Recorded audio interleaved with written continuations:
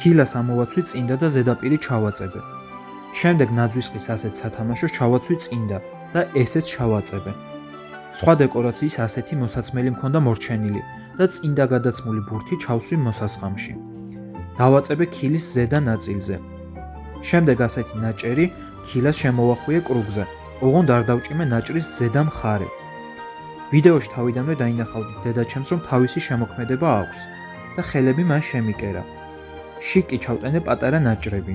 მივაწებე ქილას ორივე მხრიდან. თოკით გავუკეთე ჩოლკები. ასევე გავუკეთე თმა და ესეც თოკებით. შემდეგი იყო უკვე წვრილი დეტალები და დეკორაციები.